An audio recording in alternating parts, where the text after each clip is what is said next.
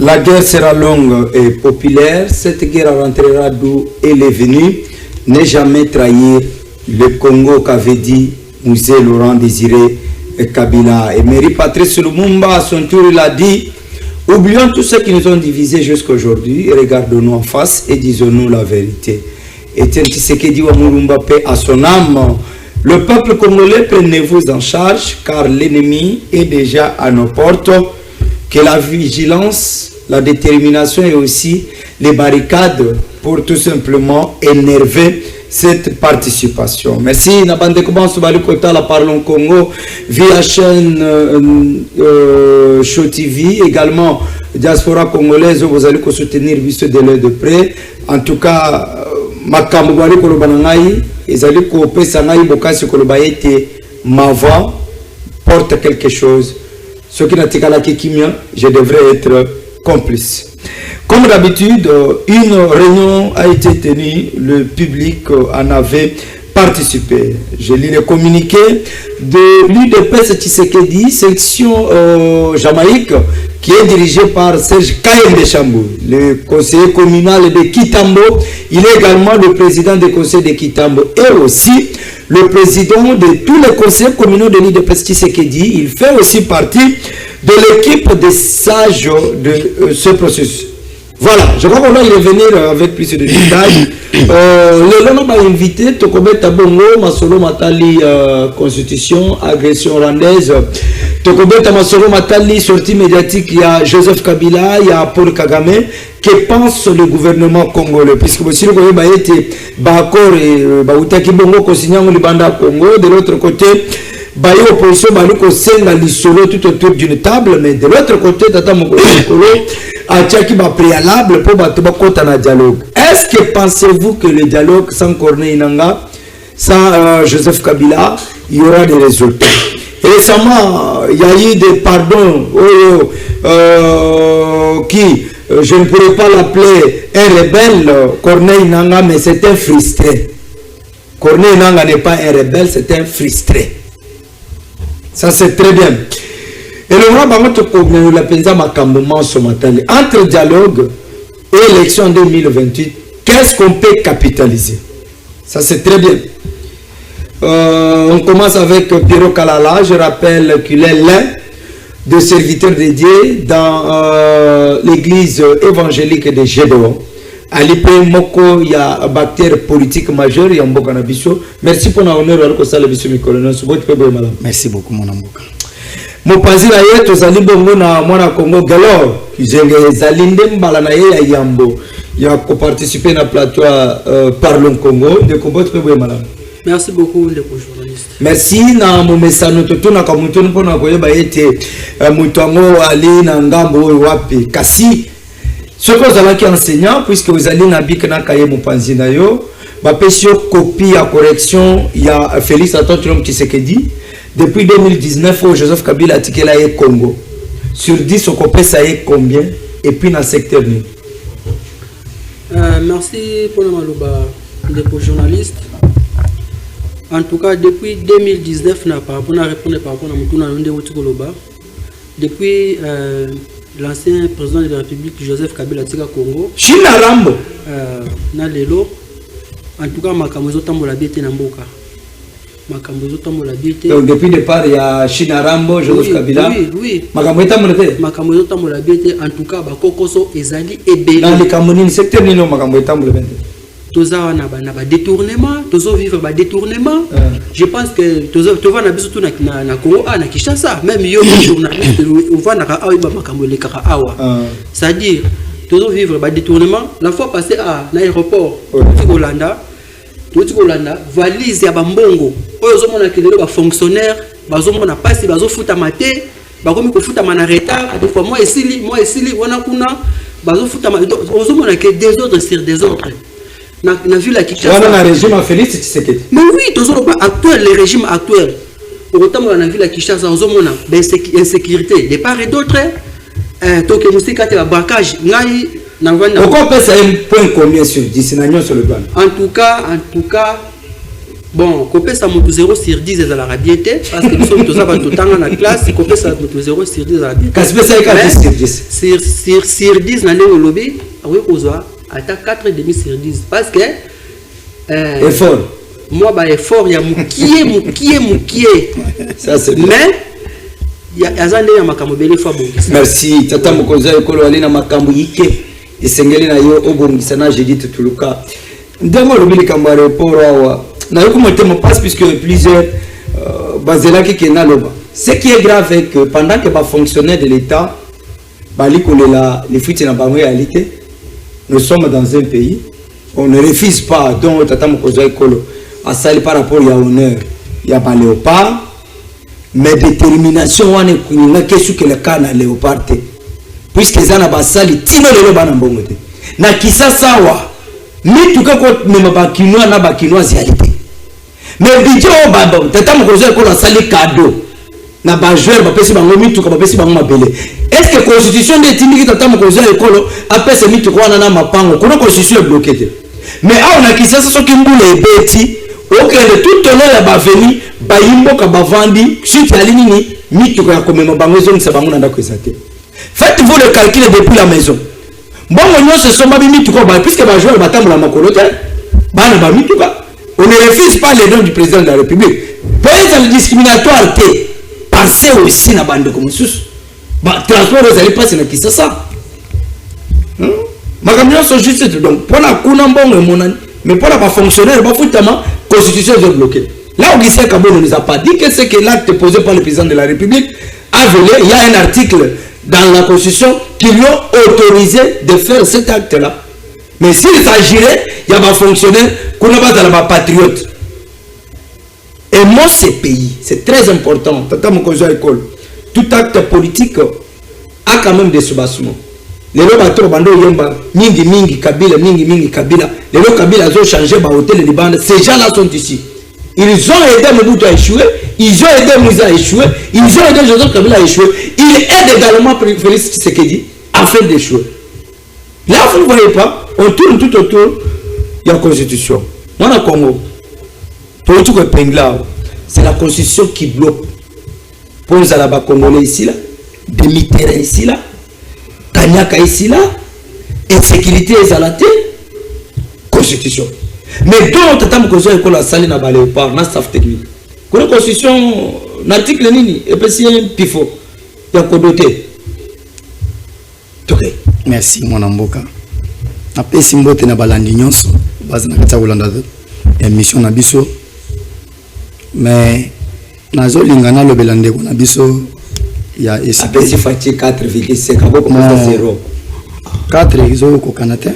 Il y a un harmonie statistique parce qu'il a corrigé ma bille tam subi qui n'a comme bien été on va appeler ça 8 sur 10 donc on passe ça 8 harmonie alors que tu appelles ça 8 oui parce que à l'objet déjà 4 c'est que c'est-à-dire qu'il a passé déjà 9% tout ça notre plateau à comprendre ndé qu'on a biso douta ba pesa mboka oyo amaboka Félix Tshisekedi il y a yamboza délivrance il y a permis de conduire il y a délivrance.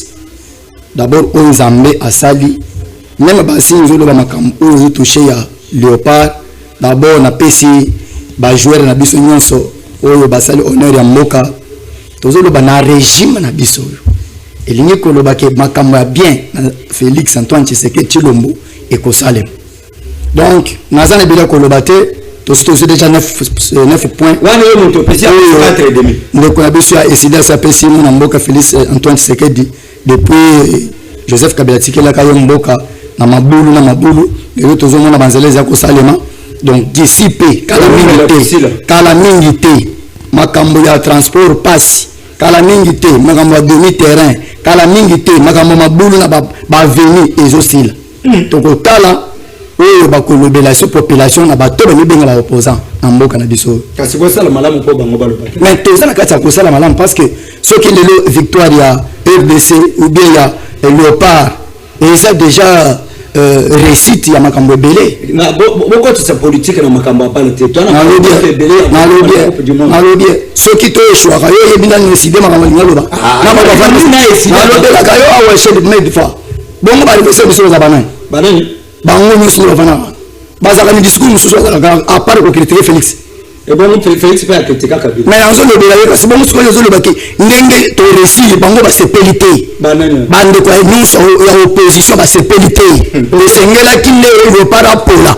Po bango ba yembisa sko ba parti na bango politique qui se kedi akende. Momoni mboke poli. Mais si comme ça sonne. Merci. Et ça sonne na mbebele zo le na mboka na biso. Alors, question il y a sortie médiatique il y a Paul Kagame, Joseph Kabila. Oui.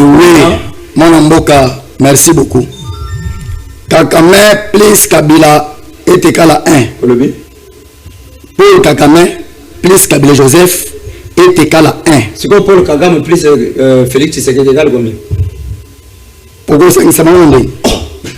Pourquoi ça c'est bon ndé? Mais là ça ici on a fermé. Mais vous montez toute une question les autres de Kagame na Paul. Bango tout Paul Kagame, bango tout na Joseph Kabila. Donc baza déjà mo panzo. Est-ce qu'on a yembisa wana stade yo na na lobela kayo awa Tshisekedi ndenge talaka attitude na ye ana besoin ya ko vivre bien na kimia na mutu nyonso. Mais Kabila ali avancer Kabila ko miso mo Kabila te.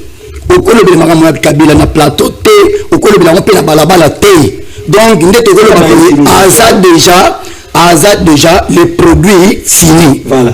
Alors, est-ce que vous pensez que le régime Tshisekedi est coquille koboto là, bas territoire na biso sous occupation et rébellion et cause à la camp puisque dans 2 ans il faut rendre tablier à organiser les biso élections. Mais pourquoi pas? Pourquoi pas? Donc le monde a rendu bananga bafani wana nanga za rebelle. Nanga za rebelle. Et tala kananga nanga za rebelle. Va frustrer. Nanga za yebi ko sipa nanga za na ye juste moi pio moko batie wana. Nanga beta kamandoki. Merci. Nazo le beleka ba territoire zo ba wana kala mingi tozo zo ya. Merci. Wana le beleka. Kala mingi te tozo nanga zo pakata mangu na babisimwa. Na Kabila bakolukanzela ekokende Rwanda bakokame kofanda na pepe mbele ya RDCT bakomonela Congo na fenêtre batu nyonso tu basimbela population munduki baboma batangisa makila mpona kosabote régime ya Félix Antoine Tshisekedi bango bakomonela mboko na fenêtre ndenge bamosusu bavantire mosusu bakefanda na poto bazwi avion awa bake na poto bakoma na poto bakomona oto za baexilé neti bavantire bafranc jongo bafranc jongo amibenge franc jongo amibenge mpe yakoma exilé bavemba baexilé politique. S'il vous plaît, quittez ça mon thème. Mwana Kongo mbote na yo. Voilà, on est en direct ici, on ne bipe pas. Merci pour la signe, il y a fidélité, paix, confiance, walo ko pesa mana kanabino. Benga, ce qui m'a commis ali, comment te kotanga message na yo. Tout cool, tout passe, rien n'est demain. Ah, Mwana Kongo. Rapidement, Mwana Mboka, au Benga Biswap Komona.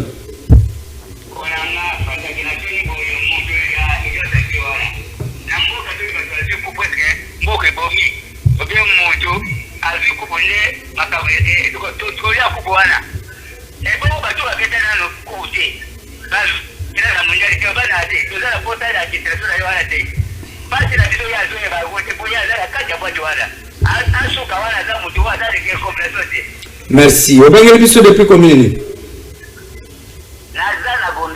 Merci. Parce que là, bas comme maman ni banse bazwami na gombe mbote.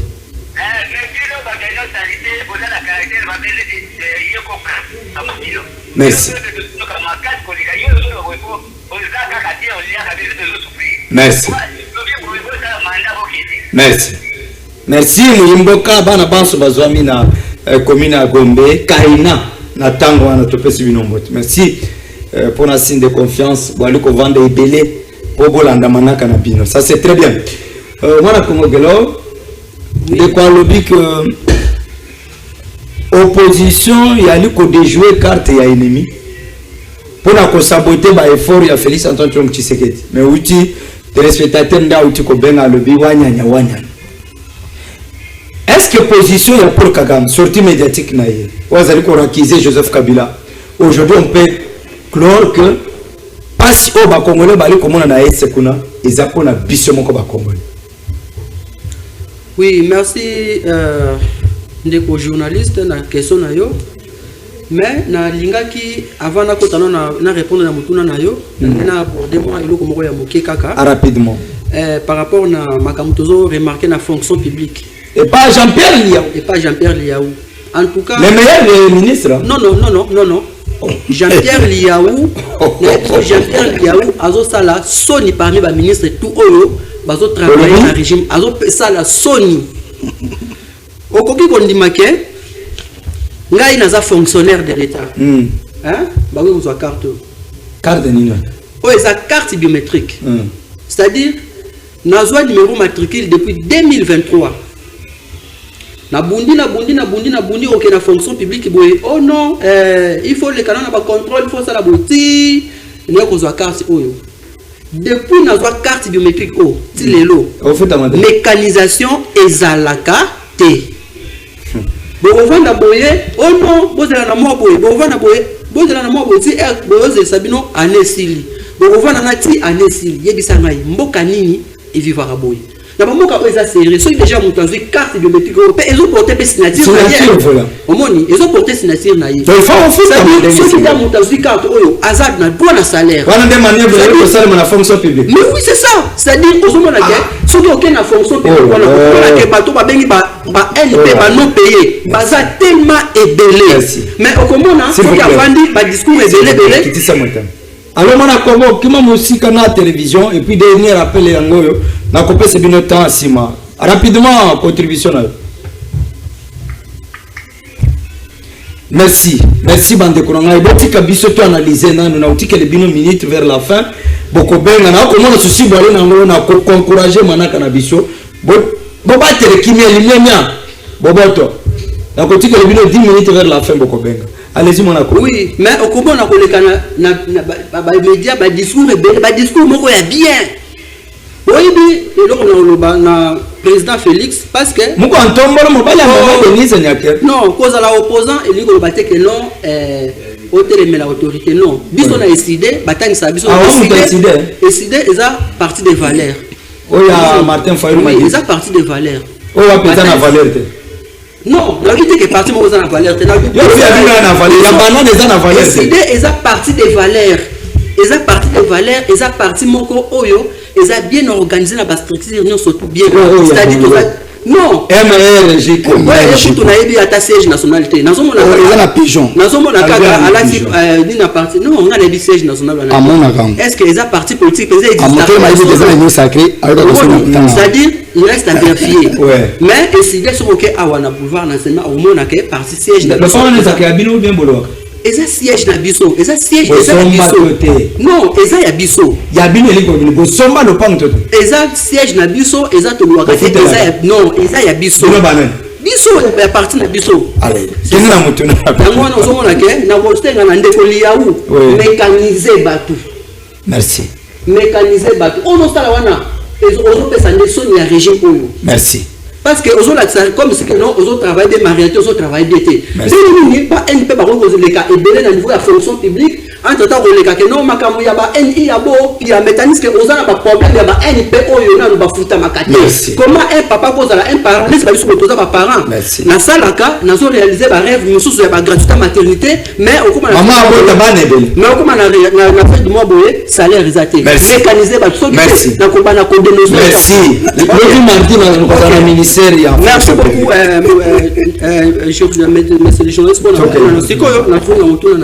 Non. Au moment où biso likambo ya Paul Kagame ezosala tout d'abord Sony.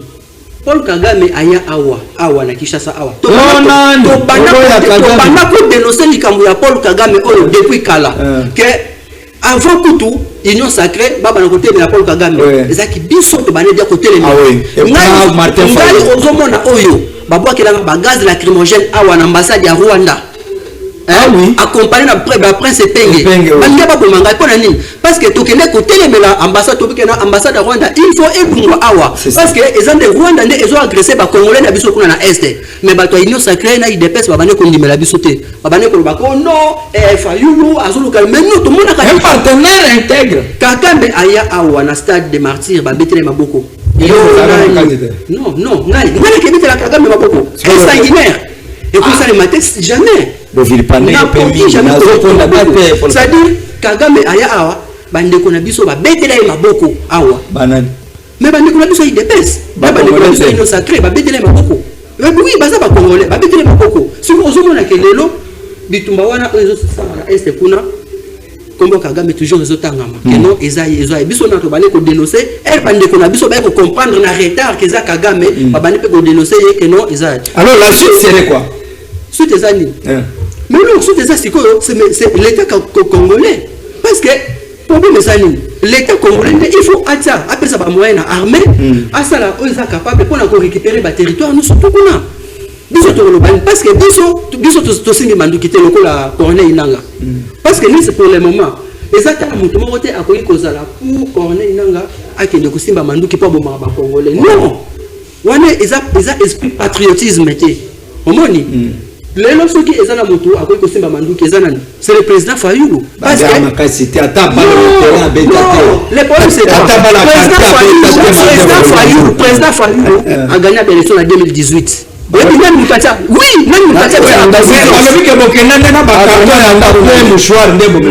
Journaliste, le président Fayoulou a gagné l'élection en 2018. Mais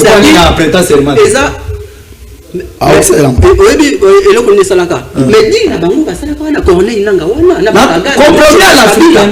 Ah oui, yo kuto compléter idée nga yo journaliste historien compromis à l'africaine ya ngone sala ke to ko mana te balobi ya ngone sala te wana leta ko compromis à l'africaine o tanga maloba na to usi ko landa lobi bazolo bani to usi ko landa lobi nani Paul Kagame azoba ke non Joseph Kabila azana ba makambo wana o ya ba rebellion o ya ba AFC M23 c'est-à-dire biso nde tozala na to koki jamais ko soutenir Joseph Kabila ni ko soutenir Corneille Nanga et surtout na ndenge bazo tangisa makila kuna na est biso toza contre yango yango to kosenga na bango la fois passée to na discours ya président Fayulu alobaka nini que non Corneille Nanga atika banduki mais atiki mais siko ndenga zo atiki tote atiki na biso ye ndenga za bon air zo tikate a continuer c'est comme ça le problème que ça le problème que Martin Fayulu a sengi na Kabila azonga Corneille Nanga atika manduki Corneille Nanga atiki manduki te procédure ezali nini o Martin Fayulu ko mettre en place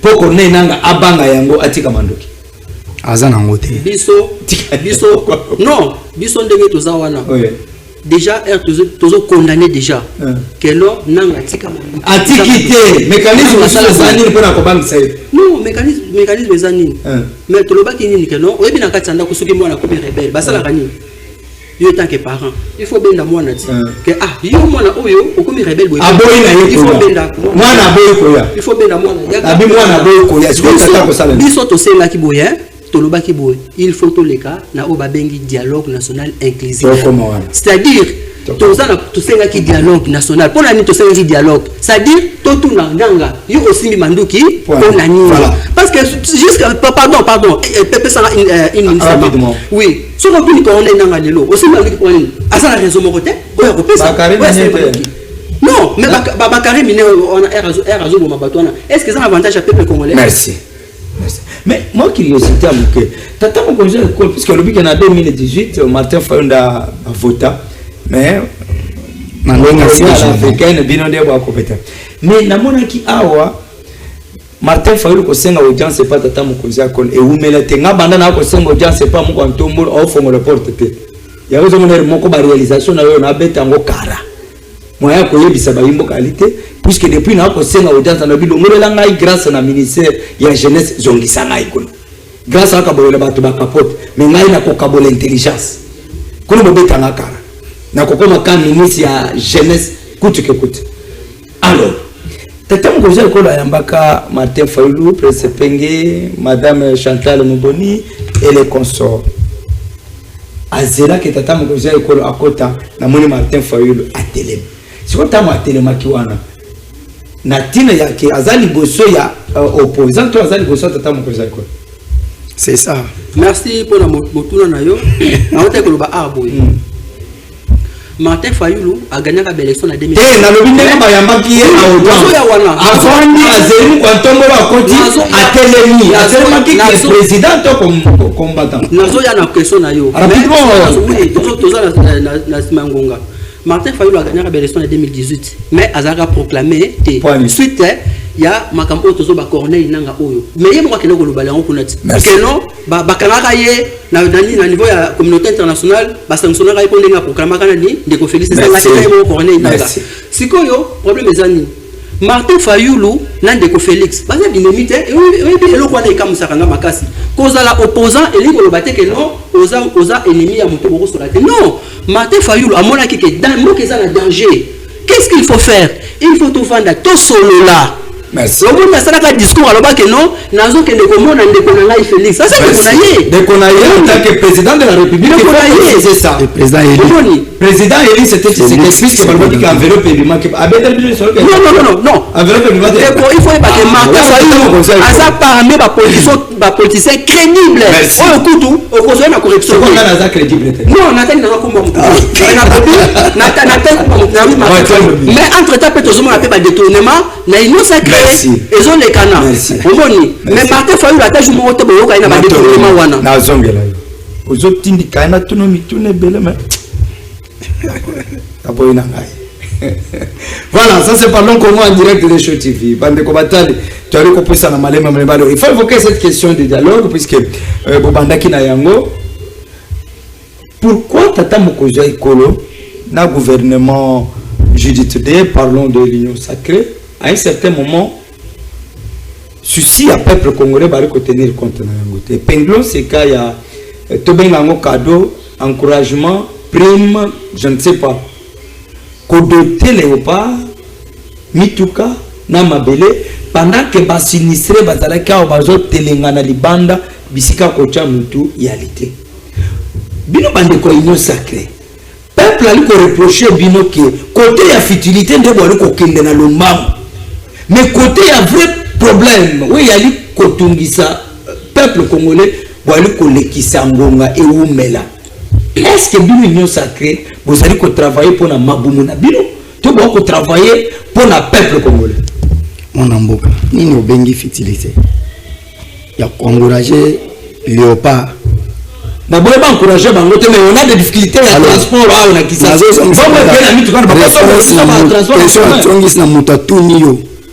Bazui privilège na makambo ya léopard. Makambo na ngazi kolo ba makambo bongo. Nani ngokolo makambo bongo. Est-ce que toyebi ke tito comme pisika to kono na c'est que mon mboka Félix Antoine Tshisekedi a sa volonté na imobimba pour que to kono discuter ça. C'est vrai? C'est un anglais à Robatanga Kawana. Yo beta qui arbitre Mbas. Na lobi. Comment on entend? Beta arbitre Mbas. Tellement bon, tant que c'est que la opposition pour match les bébés ka bongo, ba tchata nil, ba zonga ka bongo Sonia Félix. Donc échec il ne pas ils ont Sonia Félix dans le régime. C'est l'opposition. Na retourna ndekunanga makambo tiko tuna yepele susanzo simba muke. Rapidement. Et la Kenya qui n'est pas Félix Antoine Tshisekedi Chilombo. S'il vous plaît, en tant qu'Akekomona, Ndengazolo Baba collègue Bamasa Te, Akena Komona, chef de l'État. C'est-à-dire que Yaya qui président élu à Lukutawana et Akanya élection wapi. Bisu to bano ke na basage na bango. O mona pigle na tongo na kanya na swande bango élection. Na kanya na 50 et na 57. O ko sani makamon. Est-ce que mutoko gi ko kanya na combien de pourcentage? Combien de fois na kanya na swande? Na kanya na 57, na kanya na 50. Yé mutu moko moko na 2018.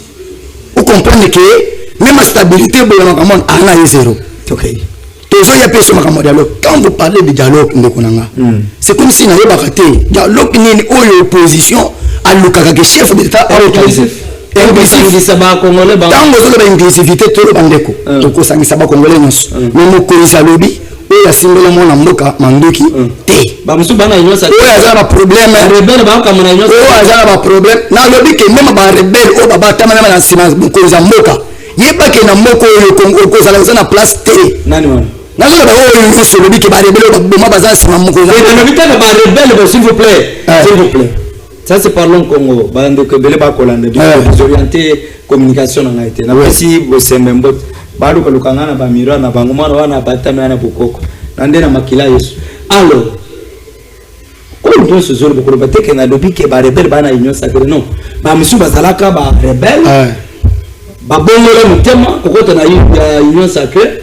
Ba bosani tout. Et bazali ko exercer nazo koma na ngwana kasi c'est ça na to koma na ngamba inclusif et autant to benga ki to ya na bandeko nyonso nazo tourner dialogue selon SID selon la moka selon opposition tant to vendre pour na dialogue ndeko c'est bituma na S ndeba ngo kanisa bongo alors que ndeba ngo kanisa bongo boko ko c'est ko na bituni donc c'est to vandi na est to vandi auto sali dialogue na ba prince pendi na ba to nyonso bo ba zo benga ke to zo senga dialogue ba to nyonso wana nazo tuna et to ko vanda dialogue to sololi ba ko ya ba kai de charge te ke to za to ba no memba ngo ba ministre ou bien ba ko sala ke to sala effort pour bitumese mboko o to zana na likambo ya mabele et senge to bunda na po to mabele e kende na maboko ba bayate to longo na maboko na baboko ba paya to vandi si mabele na et senge même ba bibo so yo kela ba neti nani o vanda la ke makambo ma fa yula bana ko sangana na ma adolfo musito koma se te ve koma na gouvernement ndeni oh ba korompa ki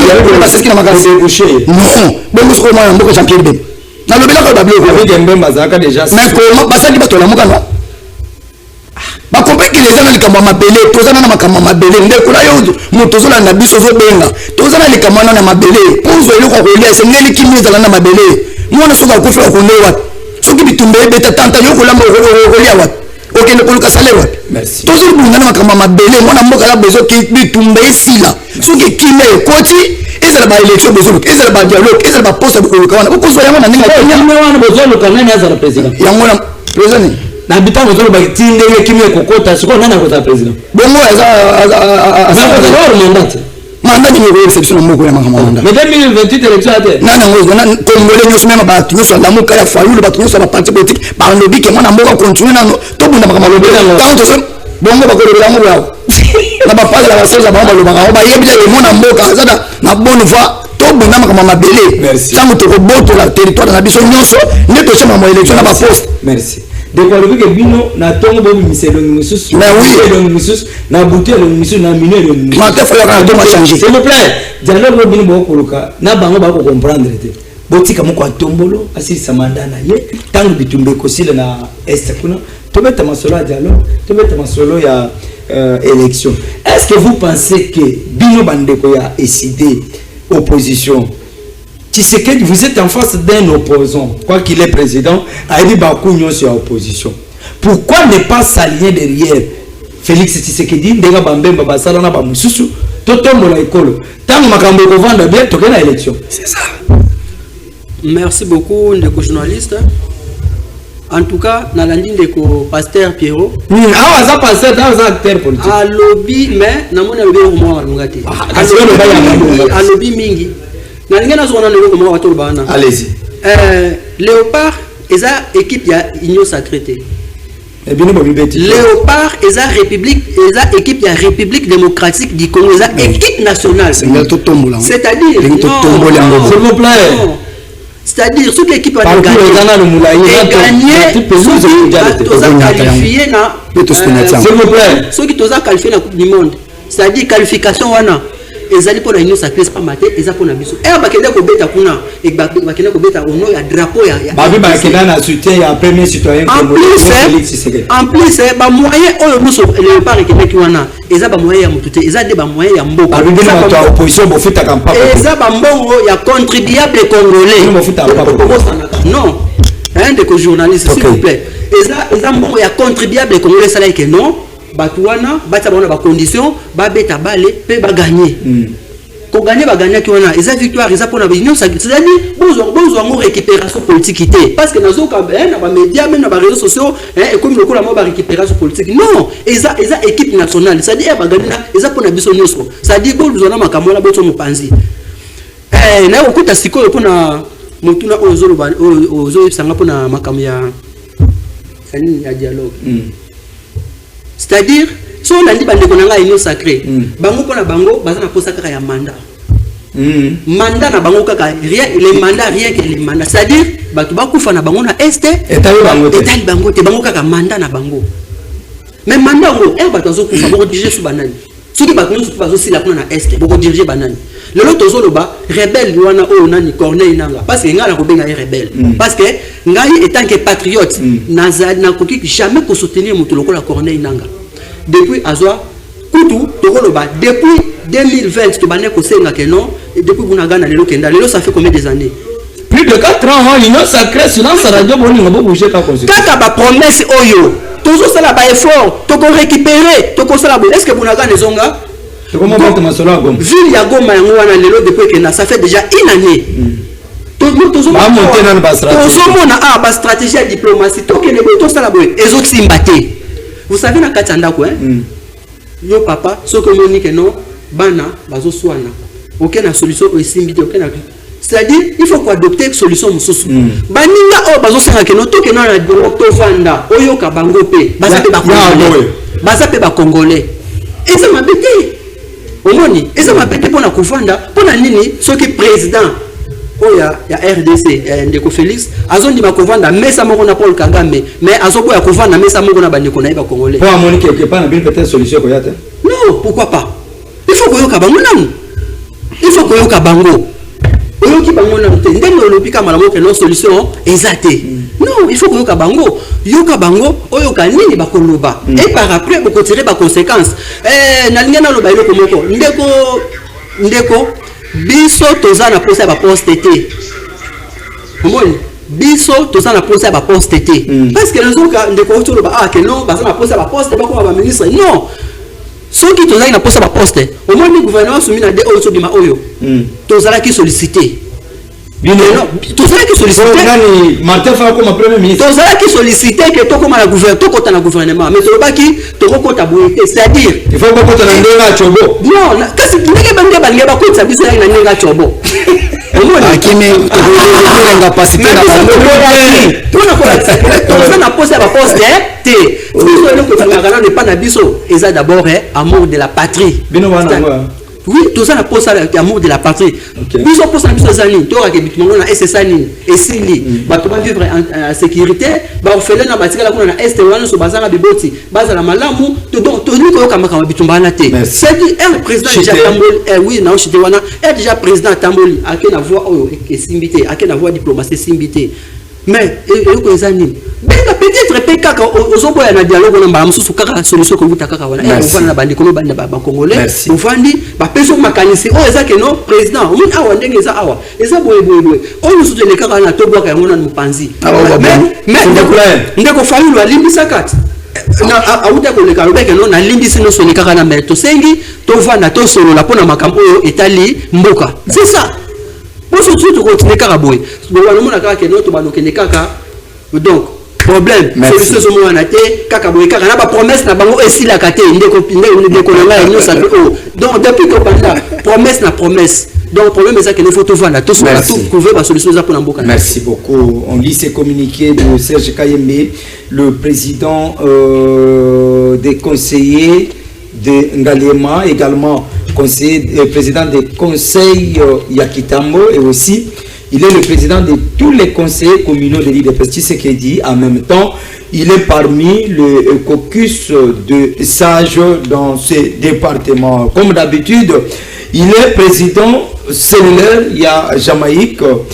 Leur communiqué dit ceci: nous tenons à informer le public et surtout les combattantes et combattants, membres de la cellule Jamaïque UDPS Tshisekedi, que lors de notre réunion hebdomadaire statutaire de ce dimanche 5 avril 2026, une thématique a été retenue comme point de traité à l'ordre du jour. Comment rendre le changement de la constitution effectif? Nous avons trouvé ensemble que le changement de la constitution congolaise est avantageux au peuple congolais, qu'il est aux dirigeants ou à la classe politique congolaise. Un grand nombre de dirigeants congolais et prédateurs, ils viennent ou cherchent le pouvoir public pour se servir. Rares sont de la tempe de Félix Tshisekedi, qui a bravé la dictature et monstre de l'Afrique centrale.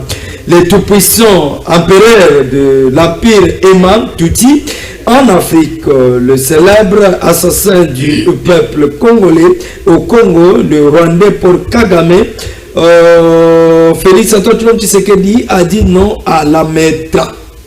Le peuple congolais, également membre du parti présidentiel et surtout regroupé dans la cellule jamaïque, a trouvé important et prioritaire de changer la constitution du 18 février 2026 avant les élections de 2028. Ils expriment nécessairement leur volonté d'appliquer l'article 5 de la dite constitution qui consacre leur souveraineté afin d'aller au référendum. Ils pensent de n'avoir pas été pris en considération par les rédacteurs de l'actuelle constitution qui sont pour la grande majorité belligérants ou accordent des étrangers au service de leur pays. Le changement de la constitution n'est pas une option pour les combattants et combattantes de la cellule de Jamaïque, mais une obligation, un devoir civique, une voie incontournable, et ils ont soutenu que cela doit se faire pendant ce deuxième mandat de ce président qui a suffisamment, j'allais dire, prouvé qu'il est congolais et qu'il a l'amour du Congo et du Congolais. Commençant à 16h35, la réunion présidée par Serge Kayembe Chamboui a pris fin à 18h08 que ces communiqués se propagent partout à Kinshasa et comme elle appelle Bailly opposition. Voilà, on doit finir avec ces communiqués nécrologiques. Programme du funéraire mardi 7 avril 2026, veillée mortuaire, salle de l'église primaire.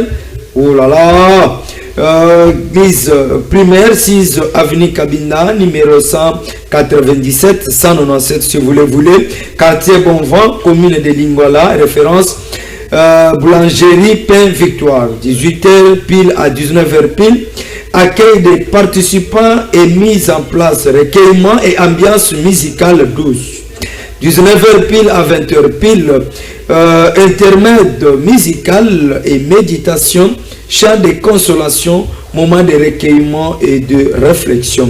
20h pile à 21h pile, temps d'adoration et prédication, message d'espérance et d'édification. 21h pile à 23h pile, prestation musicale de l'église, chant spirituel et conséquences de réconfort. 23h à 0h45, témoignage, hommage de la famille et des proches, paroles en réunion.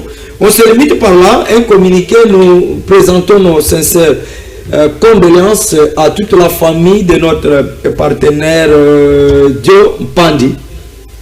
Que l'âme de l'Ulysse disparue, que la tête de nos ancêtres te soit légère et confortable.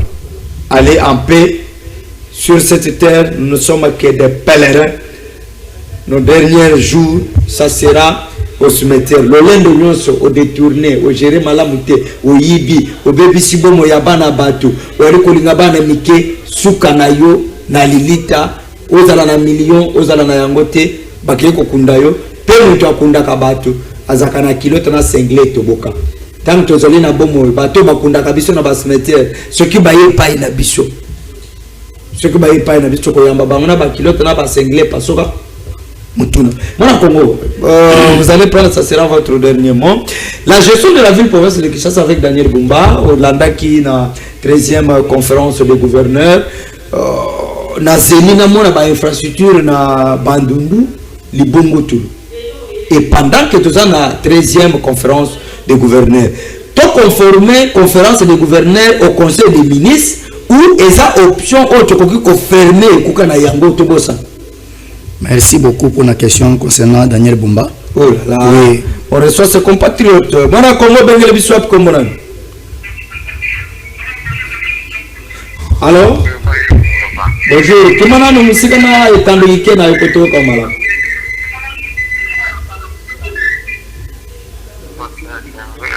Oui. Obengele Biswa na commune nini makanisi wayo?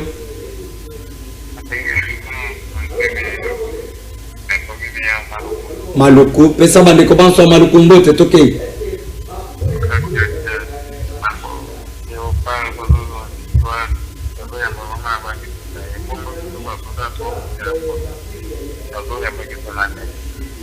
Ozali soda. Merci. Alors, ce sera notre dernier mot. La PSI Bambi, là-bas, sur la police, la PSI Binombote, merci pour la confiance. Alimbila, Abengi, Alobi Ete, Alimbe Kuna, Bounongami Ezali. Alors, voilà, rapidement. Ok, merci beaucoup. Je suis à Kinshasa. On a profité pour Daniel Bumba. Ouais. Pourquoi tu as pressé? Pourquoi nous sommes manipulés? C'est Daniel Bumba tant. Oh, bien le Kakawa beaucoup de monde Daniel Bumba pour réaliser. Na dit que beaucoup de magamu tout est ceux qui sont dans le Kawana. Ouais. Ceux qui les Daniel Bumba a loué. Beaucoup comprendre que oh ya beaucoup de c'est même photo ça Daniel Bumba pour travailler ça la bien. Azana makanisi bien. Là la peine avion là le caméraman wana tina bien. Le caméraman faut que le travail ya kolala. Mais on la fanda ki udera bana lo caméraman le ba bon papa to tira makako. To boy la manipulation wana. Bo pèse Daniel Bumba tant. Soki que to vandi kana gouverneur 2 mois 3 mois. Ah ça le bien tête allons. Ce que besoin de anja ko kamba biso comment. Merci. Même les autres anja yé pour ko kamba biso. Seulement biso to déjà dans moral mabé. Tout ça déjà vraiment manipulé, même Ange la Zambe, l'ongle ou Ange au Tinder de ce monsieur. Merci. Et bah, au Tinder, ce que ça attend, tu vas aller de merci. Mais tout ça là-bas, Ange au bazar la volonté, bien le monde m'a merci. Daniel Bumba, ça là le plus mieux possible. Mboka, Kinshasa est comme un miroir, la capitale. Merci. Et impacté Mboka na biso, ma opposition. Merci. Bazanga discours à rebelle la population là-bas. Merci.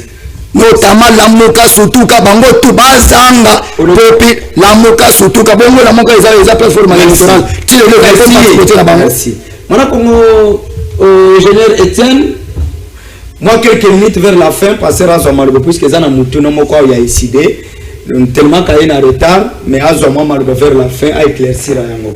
Alors moi Congo la gestion de la ville province de Kinshasa pose problème maintenant dans la mesure que Daniel Bumba de Kwaouti Kolobake. Donc, qu'on est déjà là, moi, 5 minutes, on a lancé message, il y a activité dans Bomba Senga, c'est la demande de Parlons Congo et pas ingénieur Etienne. Donner la chance à nos partenaires, puisque ce sont eux qui nous font à ce qu'on soit vivant. Merci. Daniel Bumba a le but que tu peux ça y est temps, puisqu'il a un mandat il y a 5 ans. Mais comme je dis, que moi, Bolembo, il y a une gestion. Vous pensez que ce qui te dit Daniel Bumba capital, mon commission surtout qui est le président de la République, le gouverneur, le gouvernement, j'ai tout le pour particulier sur le colo à fleuve. Ce qu'on voit à Makassa sauter dans le fleuve, ailleurs à mon panzé Kauka. Ok. Ndego, eza passe Kolanda Makambu, pasteur Piroazo Loba. On va passer le temps. Eza passe. On va passer à acteur politique. Oui, mais il y a un pasteur. Le pasteur Tabo repère comme pasteur. Malgré acteur politique, il y a un pasteur. Merci. Eza passe le Makambu, Ndeko Piroazo Loba, gouverneur Daniel Bumba. Oui. Ata tout les 100 ans. Est-ce que vous avez remarqué que chasse les en Rosinda? Quand vous avez un c'est ce que vous avez dans la ville de Kinshasa. Mais Bazaka, c'est ça. Laissez-le chéter. Et ça, c'est là, que non, depuis que vous avez et ça, là, 2 ans, ça, là, on les sauté. Na côté de Soto Zovanda, na quartier de Soto Zovanda. Mais bien sûr, on va non, depuis que vous avez la Kakaboui. Alors, la solution serait quoi? Surtout que Daniel dans la province peut espérer. Kinshasa et Zozinda. Même il y a un président de Félix. La fois parce que tout le monde a parlé, mais le Bakani, Azoka m'a dit que oh, nous avons dit qu'il chasse commandé beaucoup la poubelle, qu'il chasse au Zimbabwe. Ah, mais le Bakani qui s'est dit. Oh, mais oui, on a parlé, on l'a même qualité. Azoka m'a dit qu'il chasse comment. Bon, il y a un temps où il a gagné ma patate. Non, attends, on a quitté. Mais elle a monique ville qui chasse ceux qui n'a causé la même hier mon corps à Kamaka. Mais malgré Daniel Bumba à la Kawana, entre temps avant de voir la kiss na ya Kalima Boka Zota la Kakaboy. Mais sur le on a considéré par image ça. Hein? On a galé. Non, mais il s'est passé. Il s'est passé dans des coopérations. On a soutenu mon tabou que non battre que les Bumata battre les 100 ans. À cause de l'eau comme côté na ville qui chasse. Sur quoi tout ça là na yeni puisqu'il est déjà là.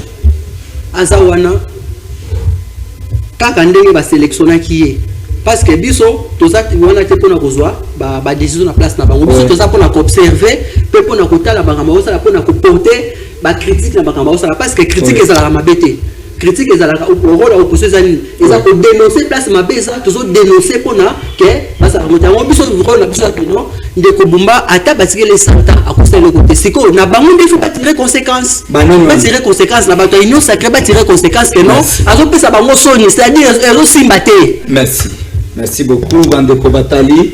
OK, merci. Tu sais il faveur pour passer cette donc il y a une question qui lui est posée, vous dites merci.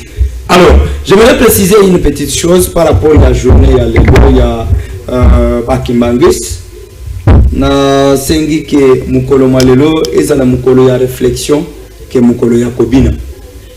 C'est vrai que nali komona ba jour férié ezali ba jour férié plutôt ya limo yike mais à un certain moment il y a li ko causer manque à gagner na ville. Alors j'aimerais dire au président de la République et madame la première ministre Judith Suminwa Tuluka na gouvernement bino mubimba. J'ai essayé d'étudier, plusieurs m'ont dit, osa dire non. Volontaire, au total, mon cousin école à Talissi, naba léopard nabiso. La constitution est bloquée de côté. On a koloba mituka izami na maboko na bango, topesa bango mabele, constitution est bloquée mon pension. Mais bato bazinda ki na mai ya njili. Tino lelo to ali koyeba suite na bango te. Na sito ba pesi bango na kinkolo kuna. Personne ne s'en plaint de la situation. On a problème que Bayimbo va vivre. Les gens qui na poids lourd, le comité poubelle publique et comité toilette publique. Tout au long. Maintenant, au sein du gouvernement Judith Tuluka, des volontaires y a codoté, le président na léopard, na Kisasa toali na problème il y a transport mituka. Ce qu'on a valeur il y a mituka nous ce staff technique na bajeur bakozwa, mbele na Kisasa wa, bosombe biso ata sans bus pour faciliter la circulation à Congolais. De mon côté, na monique, bakonzi na biso, bali kota na côté ma yali kochola. Pour la communauté tol, souci à peuple, to kota la ngosim.